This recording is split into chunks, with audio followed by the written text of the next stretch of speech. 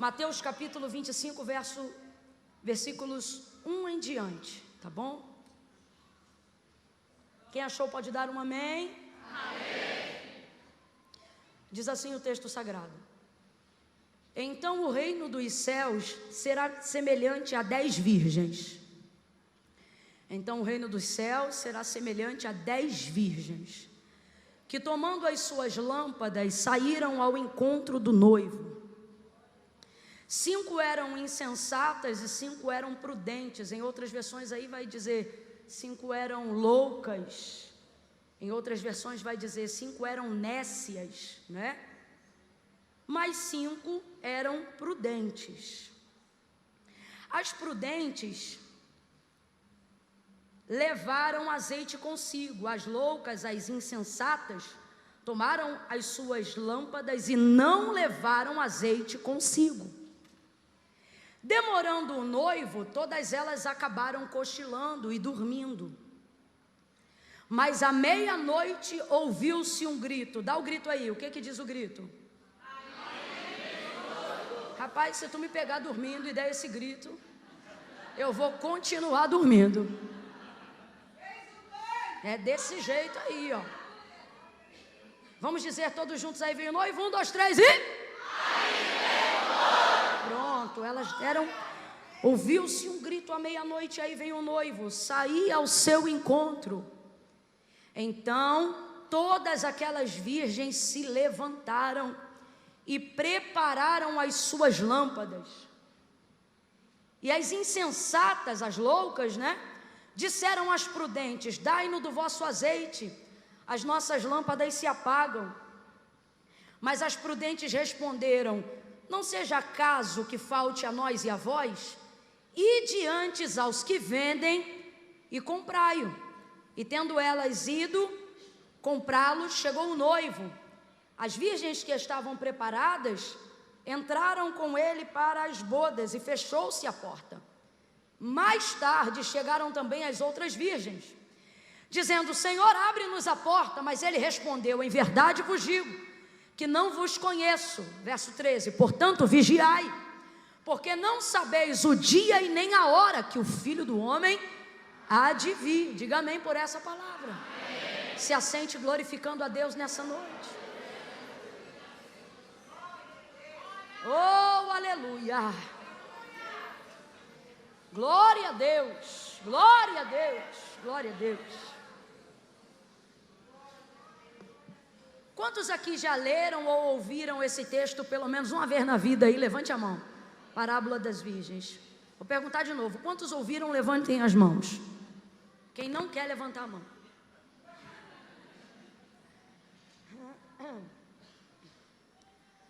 Jesus vai trazer algumas parábolas ao longo do seu ministério. E aqui tem um conjunto de parábolas, né? E todas elas são para fazer os ouvintes entenderem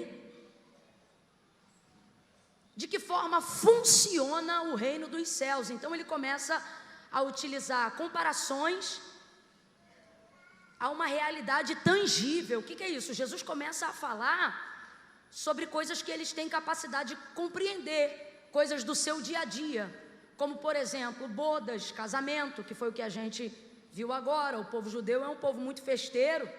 Uma festa de casamento dura no mínimo 7 dias. Então eles entendem como funciona bodas, né? Inclusive o primeiro milagre que Jesus realizou foi em um casamento, né? Quem aqui já ouviu falar das bodas de Caná, da Galileia? Então são coisas que trazem a realidade deles para perto, a fim de que eles compreendam com objetividade, sem complicação nenhuma, como é que funciona o reino dos céus. Para quê? Para eles começarem a entender qual é a obra de Jesus aqui na terra e de que forma eles também vão poder manifestar e dar continuidade a esse reino, mostrando que esse reino, ele é sempre eterno, ele não tem fim, ok? Mas que a maneira que nós traçamos a jornada aqui na terra para manifestá-lo, essa sim, essa tem começo, meio e fim. E segundo a apresentação de todas as parábolas, o fim chega para todos nessa manifestação em algum momento. Então ele vai fazer sobre várias. Quem já ouviu falar nesse mesmo compêndio, por exemplo, da parábola do joio e do trigo, né? Quando ele dá aos servos a semente boa, que é o trigo, mas aí eles dormem, o inimigo vem à noite, semeia o joio, que vamos dizer assim, é a erva daninha da semente do trigo, e aí eles vão lá perguntar ao Senhor: Senhor, quer que nós arranquemos o joio? Ele diz: não, deixai crescer juntos no dia da ceifa, a gente separa o joio do trigo. Então perceba, todas elas têm começo, meio e fim, acerca de como se comportar nessa jornada. Então eu vou repetir, presta muita atenção. Jesus conta isso e ele traz exemplos tangíveis dentro da realidade das pessoas daquela época, e por que não dizer também dos nossos dias, para descomplicar o entendimento do reino dos céus e de como ele deve ser manifestado. Então ele faz isso, para que eles entendam o que ele faz, como Jesus trabalha para manifestar o reino do seu Pai, para que depois, quando ele em carne e osso não estiver mais aqui, aqueles que ouviram as suas palavras e decidirem fazer parte desse reino, possam dar continuidade a essa jornada, manifestando o reino de Deus aqui na terra. E por que elas devem manifestar? Porque essa é a vontade de Deus, essa é a vontade do Pai. Foi para isso que se sacrificou o Filho do Deus vivo, e porque é ela que manifesta a graça redentora de Cristo no Calvário, curando, salvando, batizando. Então é muito importante a gente conseguir compreender isso sem que haja complicação. Para quê? Para que você não passe a sua vida cristã conhecendo Jesus apenas como alguém que veio, fez a parte dele, e a parte dele foi intransferível, insubstituível. Então, como se você não precisasse fazer mais nada, como se você apenas tivesse ciência do que ele fez, e se reconhecendo o que ele fez, já fosse o suficiente para você também. Mas não, ele não quer só que você reconheça, ele também quer que você esteja apto para executar aquilo que ele fez também. Foi por isso que, por exemplo, ele disse aos seus discípulos em alguns momentos, para André, por exemplo, ele disse: você se manifesta com aquilo que eu faço agora, vendo o que eu faço? Não fique maravilhado com isso não, porque coisas, quem lembra, maiores do que essas que vocês veem aqui, ó, nos meus dias vocês verão. O que ele está dizendo? Eu vou dar a vocês capacidade, não só de admirar, não só de reconhecer, mas de executar. É isso que você tem que entender. Você não é um admirador do ministério de Cristo. Você está entendendo isso aqui? Você não é, está com o nome atrelados no hall de membros de uma igreja, não é como pertencer a uma antiga comunidade do Orkut. Eu amo Jesus Cristo. Ele não quer que você seja apenas um admirador, um fã, ou alguém que reconhece a sua obra. O que ele está dizendo é: eu quero que você compreenda a jornada da minha obra, porque eu não te chamei para ser um admirador dela, eu te chamei para ser um obreiro. Eu te chamei para ser uma obreira, para ser um executor. E você não pode trafegar por um caminho que você não conhece. Por isso Jesus vai descomplicar tudo. Eu acho tão lindo que ele já descomplica quando ele fala dele mesmo. Por exemplo, ele nunca disse eu sou o destino, ele nunca disse eu sou o final, mas ele disse eu sou o... O que ele está dizendo? Eu vou te ensinar não a percorrer um caminho, mas primeiro, a fazer um caminho que eu fiz. Segundo, eu não vou te enviar neste caminho, eu sou esse caminho. Então eu vou fazer com você porque eu sou esse caminho. Aí ele começa a descomplicar isso através de parábolas, utilizando coisas tangíveis para que as pessoas possam compreender. Por exemplo, você pode gostar muito de ir num restaurante e comer uma comida muito gostosa, uma comida incrível, maravilhosa, mas se você aprender, e como bom cozinheiro, boa cozinheira, aprender aquela receita com todos os ingredientes, até os ingredientes secretos, que aquela pessoa faz, quando você tiver com vontade de comer e o restaurante estiver fechado, o que você faz? Você mesmo faz, entendeu? Então o que o Senhor está dizendo é o seguinte: entenda isso aqui a grosso modo, mas compreenda. É como se ele dissesse assim: o restaurante que vocês conhecem vai fechar, mas eu vou deixar com vocês a receita, para que vocês não sintam fome, falta nem desejo. Aleluia.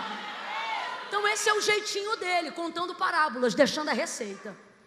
Aí dentro desse contexto ele vai trazer essa parábola que é muito conhecida para a igreja, porque ela aponta a vinda do noivo, o momento em que ele volta para a sua igreja. Então ela é muito importante. E aí dentro dessa parábola, a primeira coisa que a gente precisa compreender é que tem três coisas. Eu não queria usar o tempo hoje aqui falando daquilo que a gente já sabe e vê na parábola, porque isso aí você pode ler aqui em casa e fortalecer a consciência que você já tem da vinda de Cristo. Mas o que eu queria que você compreendesse aqui é que há 3 coisas inevitáveis. Eu disse 3 coisas, o que, gente?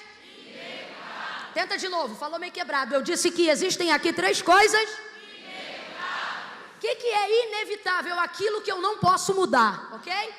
O que é inevitável? Aquilo que eu não posso lutar contra. Algo que é inevitável, você contorna, mas não confronta. Entende? É inevitável, não dá para mudar. Tem 3 coisas aqui nesse texto que são inevitáveis. Então, o que eu quero dizer de cara aqui? O que o Espírito Santo está nos instruindo aqui de cara? Não é para você lutar contra, é para você lutar com. As 3 coisas inevitáveis do texto são a espera, o sono e o noivo. A espera é inevitável, o sono inevitável e o noivo inevitável. Então eu vou perguntar para ver se você gravou, que eu quero que você coloque isso na sua cabeça hoje. Quais são as 3 coisas inevitáveis?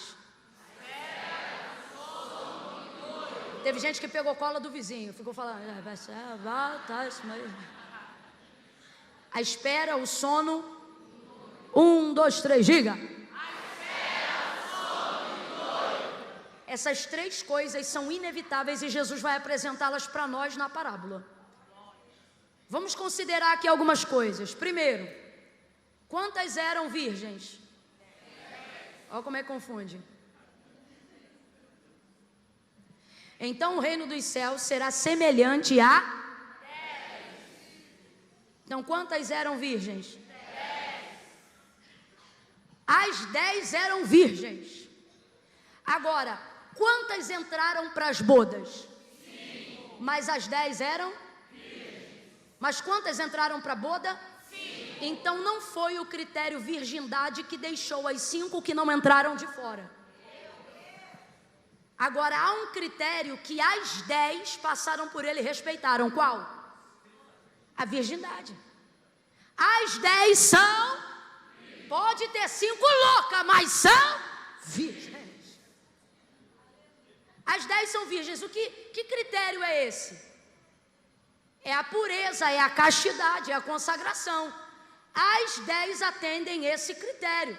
Porém, não é esse critério, apesar de ter sido o critério inicial para começar a parábola, que determina quem entra e quem não entra, quem fica de dentro e quem fica de fora. Então, o que Deus está ensinando para a gente de cara aqui nessa noite, através da parábola das 10 virgens? Que como a gente começa, não determina como a gente termina. Deus trouxe gente hoje aqui e Ele está dizendo para mim e para você. Quantas pessoas você conhece aí ao longo da jornada que começaram iguais a você, em alguns momentos até melhor do que você, financeiramente, emocionalmente, espiritualmente, mas hoje elas estão completamente fora do propósito, fora da vontade de Deus, fora do avivamento, fora da santidade, fora daquilo que Deus tinha para a vida delas. Por quê? Porque como você começa não é o suficiente para determinar como você termina. Então 2 místicas que muitas vezes transitam na nossa área cristã e espiritual precisam cair por terra. Primeiro, a ideia de que se eu começar bem, eu termino bem. Não caia nessa. Tem muita gente que começa muito bem, mas termina muito mal. Agora isso não é motivo de tristeza, é motivo de alegria. Sabe o que o Senhor está dizendo para ambas as partes? Se você começou mal, fica tranquilo, você só está no começo. E se você começou bem, te prepara, teus melhores dias ainda vem por aí. Oh meu Deus do céu, não sei se você está entendendo. Eu vou liberar essa palavra profética aqui, quem está ligado pega, recebe. Deus está dizendo, você ainda não atingiu o teu melhor momento. Você ainda não atingiu o teu melhor momento. O teu melhor dia ainda vem aí, porque a palavra do Senhor é clara. Melhor é o fim das coisas do que o início delas. Não é como você começa que determina como você termina. Camille, como é que eu vou terminar? Você vai terminar muito melhor do que como você começou. Ao contrário de alguém que pensa que já atingiu o auge, ao contrário de alguém que pensa que já está no melhor momento da vida adulta. A Camila, já vivi muito evangelho. A Camila, já vi muita coisa. A Camila, já passei por tanta coisa. Deus te trouxe aqui nessa noite para despertar uma área do teu futuro que você ainda não conhece. Ele te trouxe aqui nesta noite para dizer: ei, não vai acontecer contigo o que acontece com a maioria, que depois de viver um bom momento, acha que este é o seu melhor momento. Aí é tanto tapinha que vem no ombro, né? De gente dizendo: aproveita, aproveita porque casamento passa, aproveita, aproveita porque os filhos crescem, ó, aproveita porque nenhuma igreja é avivada o tempo todo, ó, aproveita por causa disso e daquilo. Deus está dizendo: ei, aproveita mesmo, sabe por quê? Porque não é porque vai passar, é porque isso é apenas a passagem para o futuro muito melhor, de onde você ainda chegará. Porque o que a palavra de Deus garante não é tapinha nas costas de gente batendo dizendo aproveita. O que a palavra de Deus garante é: a vereda do justo é como a luz da aurora, que vai brilhando cada dia mais. Completa para mim, para eu ter certeza que você está me ouvindo bem. A vereda do justo é como a luz da aurora, que vai brilhando cada dia, grita aí, cada dia mais, até ser dia perfeito. Deus está dizendo: você não será cada dia menos, você será cada dia mais. Cada dia mais, um ministério cada vez mais profícuo, uma unção cada vez mais madura, uma família cada vez mais alicerçada, um ministério cada vez mais firme, uma igreja cada vez mais abençoada, filhos que vão te dar netos, netos que vão te dar bisnetos. Deus está dizendo: eu não preparei para você um futuro de saudade, eu preparei para você um futuro glorioso. O que te espera na frente é melhor do que ficou lá atrás. Ei, levante a tua mão mais alto que você puder, bota a outra na mesma altura, vem igreja, coloca lá em cima no 3, você vai botar a mão no ombro do teu irmão, mas olha aqui para mim, não baixa a mão não.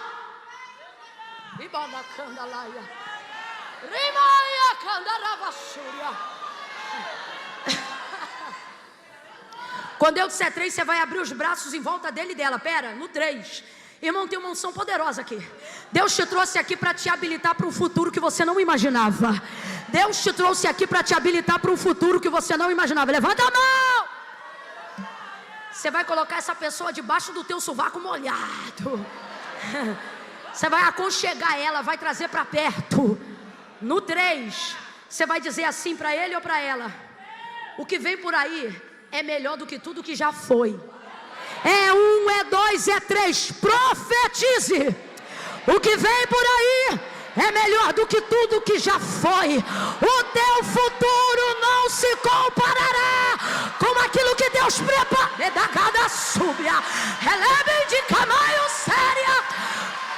cada dia mais, cada dia mais, cada dia mais. Bata no ombro de uns 2 ou 3 aí e diga: vem dia perfeito, vem dia perfeito, vem dia perfeito, vem dia perfeito. Você ainda não viveu os seus melhores dias. Deus colocou uma palavra profética na minha boca e Ele me manda te dizer: você ainda não viveu os seus melhores dias.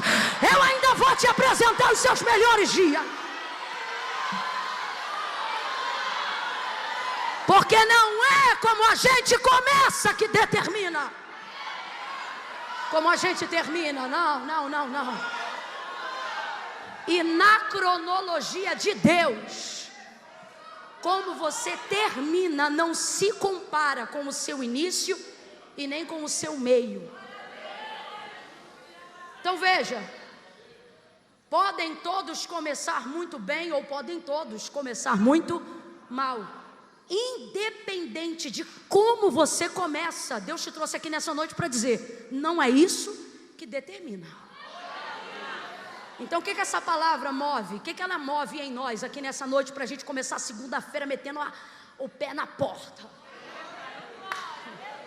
Eu não quero você chegando lerdinho no trabalho não, é para chegar com sangue carmesim nos olhos.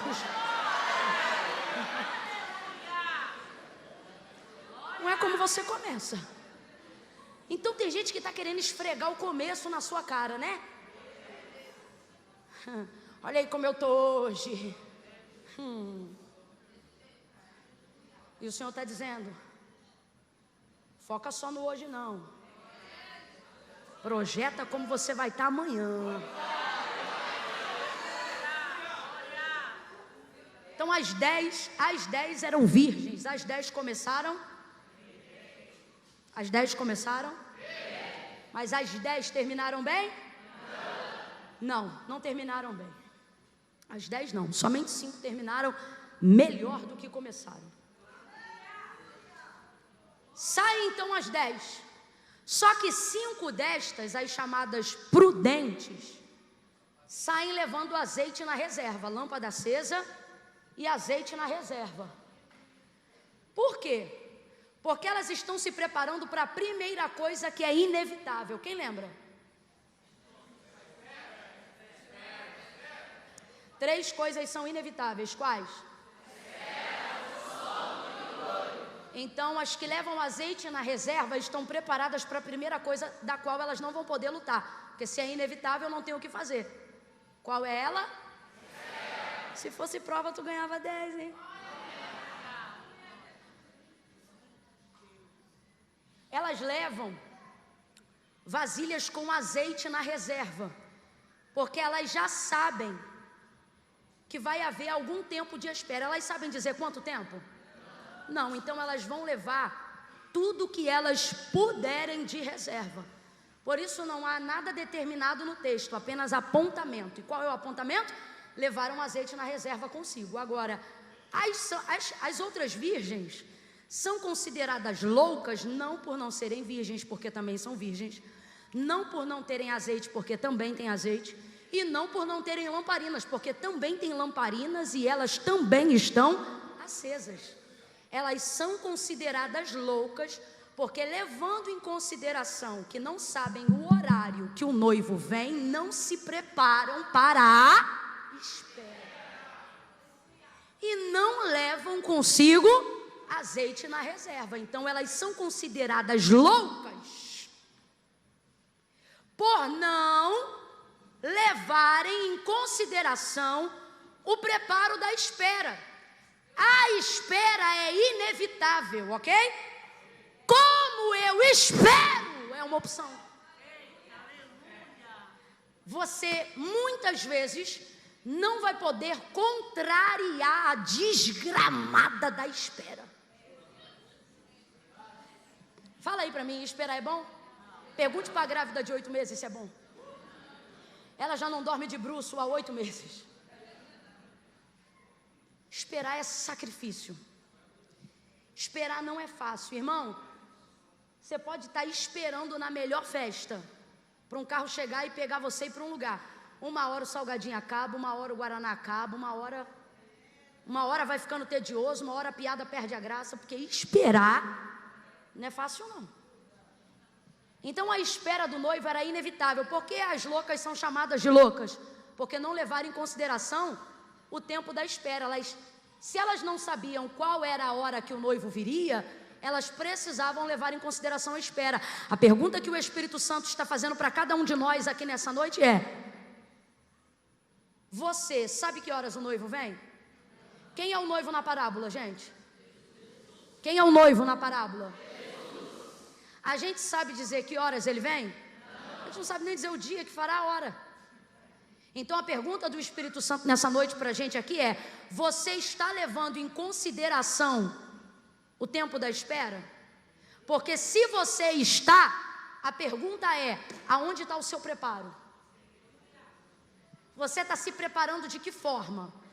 De que maneira você decidiu aceitar essa espera? Uma vez que você não pode fugir dela, uma vez que ela está imposta a você, como é que você vai esperá-la? Então eu disse e repito: esperar é inevitável. Agora a forma como você vai fazê-la é opcional. E você tem uma série de escolhas que você pode tomar para saber como é que você vai esperar. Você pode esperar, se quiser, olhando no celular. Não é uma boa ideia, mas é uma opção. Você pode decidir esperar murmurando. Ah, Camila, eu tenho que liberar, eu tenho que botar para fora. Aí você começa a murmurar. Ô, desgramada de espera, já estou cansado. Ouça essa espera desde o tempo que minha bisavó era garota. E pá. Não é a melhor forma, mas é uma escolha que você tem. Ou você pode fazer o que as prudentes fizeram. A diferença de quem espera abastecido é completamente diferente de quem não se preparou para esperar. Quem aqui já pegou uma fila muito longa, mas já saiu de casa pensando, o dia vai ser longo. Aí pega uma marmitinha e bota, ó. É uma maçã que cai, é uma banana que bota, é um biscoito, é um sanduíche enrolado no alumínio com a mortadela. Porque você sai de casa levando em consideração o tempo. Já pegou na fila ou em algum lugar de espera alguém que não tem dinheiro e nem comida? É pior do que manifestado endemoniado. É verdade? Porque o endemoniado é o demônio que está fazendo aquilo com aquela pessoa. Aquela pessoa não, é ela mesmo que está fazendo aquilo com a gente. Mal-humorado, perturbado, palavrudo. Por quê? Porque não se preparou para a espera. Agora diga para mim, o que é mais fácil, esperar com fome ou sem fome? Agora, se você vai esperar, uma hora a fome vai bater, sim ou não? Sim ou não? Se você está esperando, é melhor com marmita ou sem marmita? Irmãos, comida tira 50% de qualquer mau humor. Qualquer mau humor. Elas levaram azeite na reserva, olha para cá. Levaram em consideração o tempo da espera. Já que eu não posso lutar contra a espera, eu vou fazer o quê? Me preparar para ela. Deus trouxe você hoje aqui, ó, você está de parabéns. Porque você podia ter esperado hoje vendo um programa de televisão. Você podia ter esperado hoje na barra de rolagem aí, ó, da sua rede social o dia inteiro. Você podia ter esperado hoje dentro de uma banheira, na piscina de um clube. Mas você disse, não, quer saber? Já que eu vou ter que esperar mesmo, prefiro esperar com reserva. Vou lá buscar um pouquinho de azeite. Deus te trouxe hoje aqui nessa noite, estar aqui hoje é trazer e fazer reservas para que você esteja preparado. Então Deus te trouxe hoje aqui para todas as áreas da sua vida, principalmente para a vinda do noivo. O que o Senhor está dizendo é: pare de lutar contra a espera, se prepare para ela. É você que decide se vai esperar murmurando ou adorando. Davi, ele dizia: esperei com paciência. Agora, para todas as outras áreas da vida, a forma como você espera também tem o poder de determinar o atraso ou o aceleramento do teu processo. E é esse Salmo de Davi que comprova isso. Olha o que ele diz: esperei com paciência no Senhor. Esperar era inevitável, ter paciência era uma opção. Então ele disse: esperei murmurando, esperei questionando, esperei matando, esperei brigando, esperei o quê? O que é isso? Eu tomei uma boa atitude enquanto eu esperava. Quando você está dentro de um ônibus fazendo o translado do metrô, do trem, para o seu trabalho, para o local que você tem que chegar, você pode simplesmente esperar até chegar lá. Ou você pode ler um livro enquanto vai, ou você pode resolver um problema enquanto vai, ou você pode estudar enquanto você vai. Quando você está no ponto de ônibus esperando um ônibus ou qualquer outra coisa, ou esperando seu carro abastecer ou terminar de lavar, tanto faz aqui de acordo com o transporte de cada um, você pode esperar evangelizando alguém, você pode esperar contando um testemunho para alguém. Então Deus trouxe hoje a gente aqui para dizer: não dá para você lutar contra a espera, mas dá para você decidir por si mesmo de que forma você vai esperar. Davi disse: esperei com paciência. Aí olha o que ele diz: e o Senhor se inclinou para mim e ouviu o meu. Então ele esperou, como? E mais o quê? Orando. Enquanto ele esperava, ele clamava. Aí olha o que o texto diz: o Senhor se inclinou. O que é isso? A vontade de Deus, o braço de Deus, a decisão de Deus rompeu o fator tempo, rompeu o fator espera. Deus Deus poderia deixar ele orando mais, Deus poderia deixar ele clamando mais, mas porque ele teve uma boa atitude enquanto esperava, Deus atravessou os ponteiros do tempo. Você está entendendo o que Deus está falando? Deus te trouxe aqui para dizer: quando a tua atitude é boa, eu me inclino, eu acelero o processo do tempo.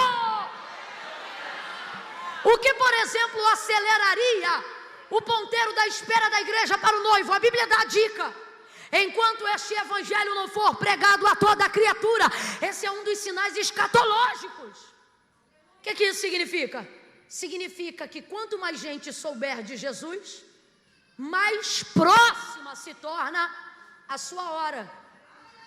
Esse é um dos sinais. Por que a igreja clama tanto por um avivamento? Porque isso é uma boa atitude de quem está esperando. Aí ele vem e atravessa o fator tempo, o fator cronos, o fator relógio, e cumpre aquilo que ele quer. Então o Espírito Santo nos trouxe nessa noite aqui para uma reflexão para essa semana, para a gente botar em prática aquilo que está ouvindo. É o seguinte: você sabe quando é que você vai enricar? E o que você vai fazer enquanto não enrica? Reclamar que é pobre todo dia? Tem gente aqui que vai entrar em algum processo, ou já está em algum processo de quimioterapia. Reclamar do câncer todo dia vai tirar ele do teu corpo? Então é melhor começar a levar a harpa e saber começar a montar a playlist da quimioterapia. A maneira como você espera pode determinar a forma que você vai estar, caso Deus intervenha, ou se tardar na sua expectativa, como você vai estar na hora que a sua vitória chegar. Porque eu já conheci, ninguém me contou não, eu já fui em culto de ação de graça que tinha bolo, refrigerante, gente, e a pessoa que ofereceu o culto não tinha nem saúde nem alegria. E por que não tinha? Porque Deus fez uma promessa e Ele vai cumprir, mas até que ela se cumpra, a forma como eu decido esperar não depende de Deus, depende de mim. Então é você que vai decidir se vai passar esse tempo de espera reclamando, murmurando. Ah, Camila, mas Deus vai cumprir? Vai cumprir. Agora, a sua forma em esperar determina como é que você vai estar no dia que a tua vitória chegar. Eu quero estar com saúde, eu quero estar com mais amigos, eu quero estar alegre, eu quero estar preparado. Imagine um noivo que vem buscar uma noiva que botou o vestido, mas não aguentou e tirou a roupa. Imagina um noivo que vai buscar uma noiva que a coroa começou a pesar na cabeça. Ai, tá incomodando. Aí ela vai lá e arranca. Porque a espera, ela quer descaracterizar sua perspectiva de futuro. Pega uma criança, arruma ela todinha e fala para ela: daqui a pouco a gente vai sair. Você bota ela no sofá, perfumada, cheirosa, penteada. Você vai saindo de ré dizendo: fica aí. Porque uma das coisas que caracterizam a imaturidade é a dificuldade que alguém tem de... Criança não sabe. Quem já viu aqueles vídeos que os pais fazem de botar um doce? Aquela maldade. Bota um doce aqui e diz assim: filho, papai vai ali. Quem já viu isso? Alguém aqui já viu? Tu já até fez, né? Filho, papai vai ali, mamãe vai ali. Quando vou, aí bota um doce bem gostoso aqui na frente da criança. E diz assim: quando voltar, eu vou deixar você comer, mas só enquanto eu não voltar, você não come. Aí bota às vezes na mão da criança. Aí é tão bonitinho, os bichinhos cheira, fica assim, não é? Não é? Já viu? Aí ele já começa: tá vindo? Só que eu estou falando de uma criança. Esse comportamento de espera revela a impaciência, a imaturidade óbvia em uma... Você é noiva. Tem noiva se descaracterizando. E quando eu digo noiva, não estou falando de macho e fêmea. Eu estou falando da igreja. Da igreja de Deus na terra. Quantos cristãos arrancando a coroa, desfazendo a roupa. Quem já teve que trocar a roupa do menino uma vez antes de sair de casa, depois de já ter botado a roupa dele? Porque não aguentou esperar. Sujou a roupa, brincou, sujou o tênis. Porque a espera não é coisa de imaturo.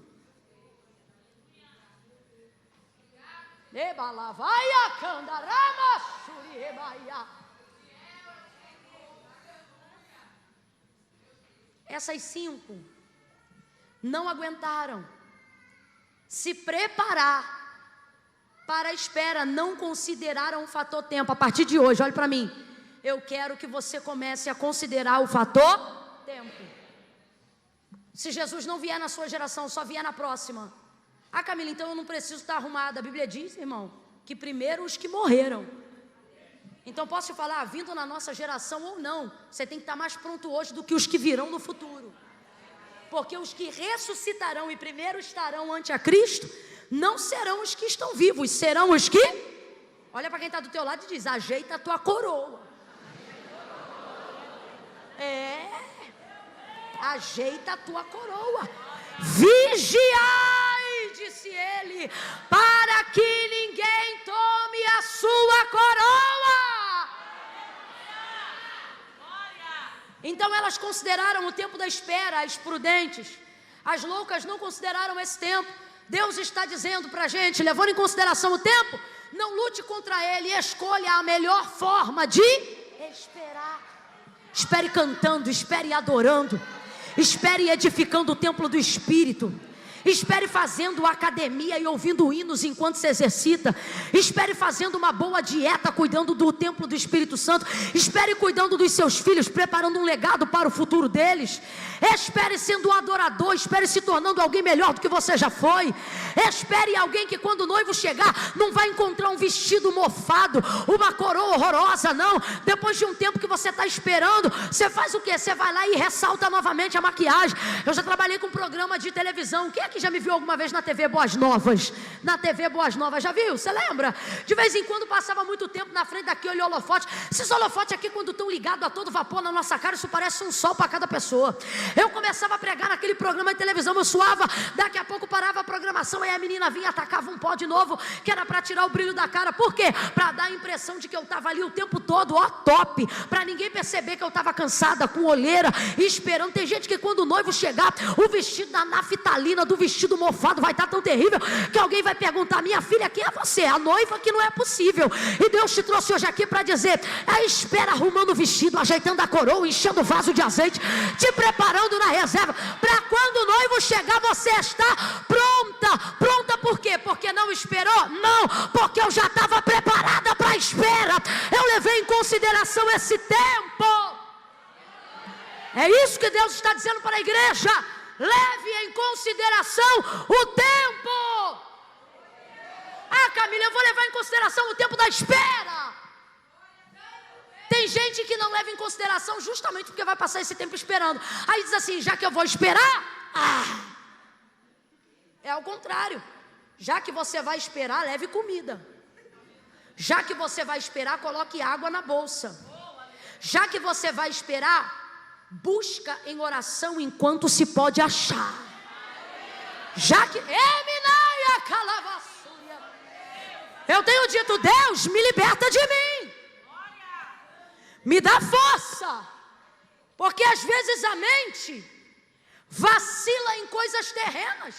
Eu fico olhando gente que está com a mente travada. Fica tranquilo que eu não vou falar de eleições não, vou falar de mente. Eu fico vendo gente que está com a mente travada para escolher uma pessoa. Rapaz, se um homem consegue fazer uma coisa com uma mente e tem gente que está travada, o que é que o anticristo não vai fazer com a cabeça dessa gente?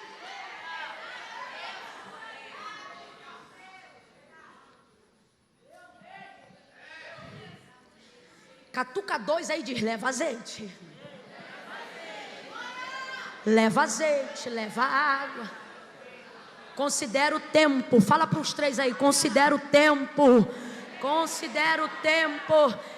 Quem aqui teve uma avó, uma mãe que considerava o tempo? Aquela que você saía de casa num sol de arrebentar. E ela dizia, tá levando casaco? E você olhava e dizia, você tá doida? Olha o sol que está fazendo. Quantas vezes eu lembro da minha avó por parte de pai. Chegava e dizia, na hora que estava indo para a escola, tá levando casaco? Não, vó, tá calor agora. O que ela estava dizendo? Leve em consideração o experiência, voz da maturidade, voz de quem já esperou, voz de quem já pegou chuva sem sombrinha. Quem já teve uma mãe que do nada disse, compra uma sombrinha. Mas tá sol, compra enquanto tá sol, porque tá mais barato. Eu tô mentindo, gente? Quem já comprou aqui sombrinha no sol e pagou 10 conto, diga aleluia. Quem já comprou aqui sombrinha no sol e pagou 5 conto, diga glória a Deus. Quem já comprou na chuva, diga misericórdia. A sombrinha que tu pagou 5 vai para 20, 25, 30, 40, se for aquela que tem ponta e abre igual um guarda-sol, 50 conto. Por quê? Porque você não está levando em consideração o fator. Então eu não posso lutar contra mas posso decidir se vou estar preparada.